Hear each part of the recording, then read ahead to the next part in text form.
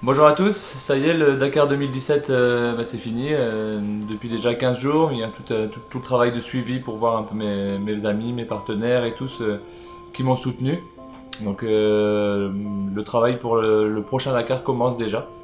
Donc c'est sympa, c'est reparti quoi. Vraiment, je suis super motivé à exploiter le potentiel montré cette année.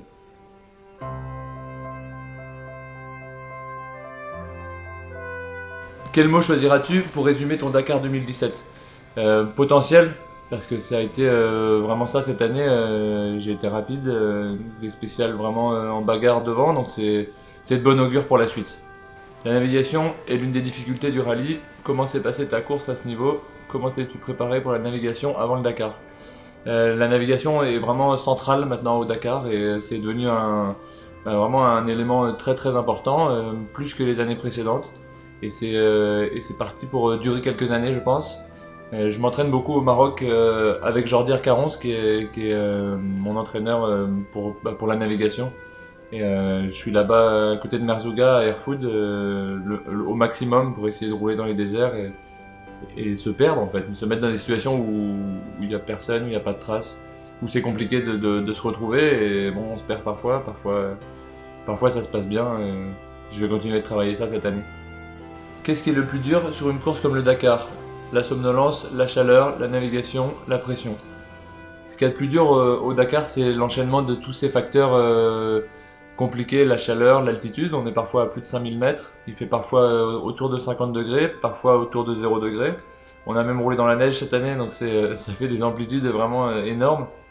Le plus dur, c'est d'enchaîner ça. C'est d'arriver au bivouac, monter sa tente, récupérer, préparer son roadbook, sous la pluie, sous la grosse chaleur, en altitude. Donc la vraie difficulté, c'est ça. On dort très peu parce qu'on se lève autour de 3 heures du matin presque toute la course.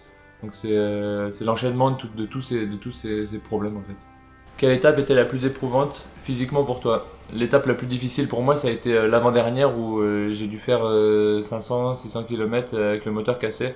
Donc tracté par d'autres concurrents et c'était vraiment pas évident. C'était, je pense, la journée la plus difficile depuis que je fais du rallye. Ta pire journée sur ce Dakar est sûrement la 11e.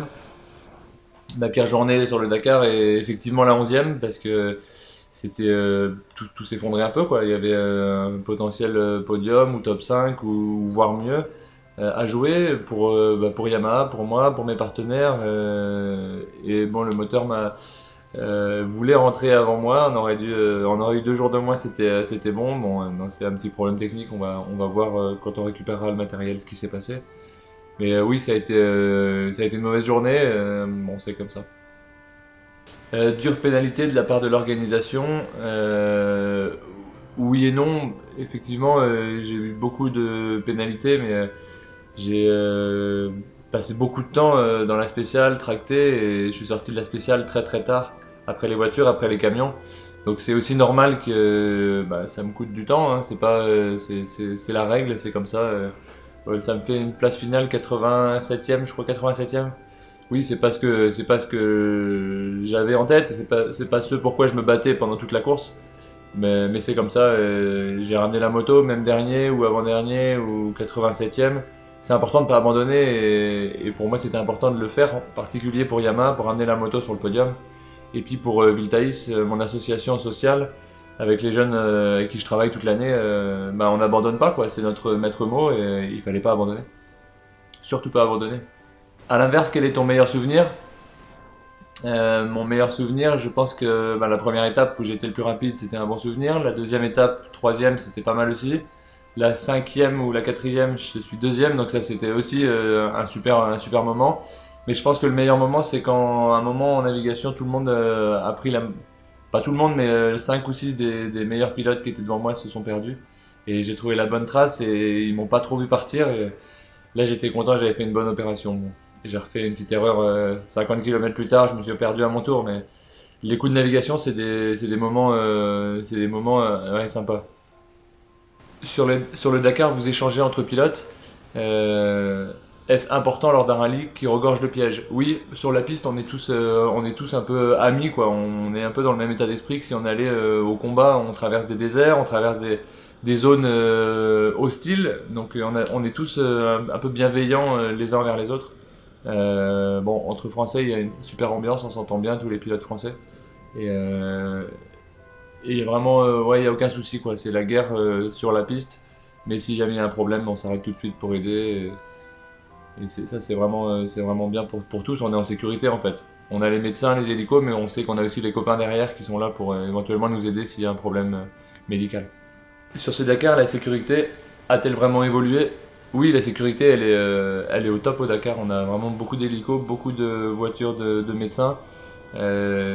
C'est aussi un Dakar maintenant avec plus de navigation où on va moins vite et il n'y a vraiment pas de problème de sécurité. En tout cas, on se sent vraiment pas en danger. Bon, on a tous sur nous de quoi se soigner en cas urgence, mais en règle générale, le temps d'intervention de la sécurité sur le Dakar, des hélicos ou des voitures des médecins, c'est plus court que le temps d'intervention sur le périph' à Paris, quoi. Donc c'est vraiment ASO sont super forts là-dessus.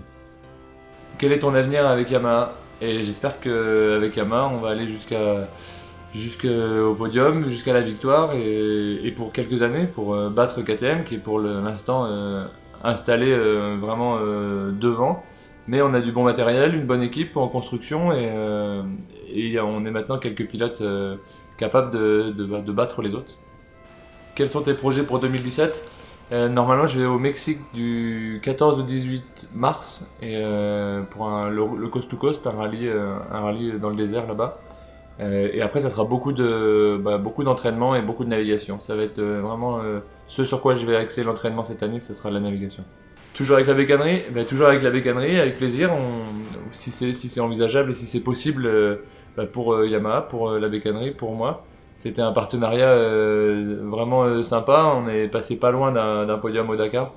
Euh, bon, on a été visible, là, on a beaucoup parlé de nous et ça c'était vraiment sympa pour tout le monde. A plus!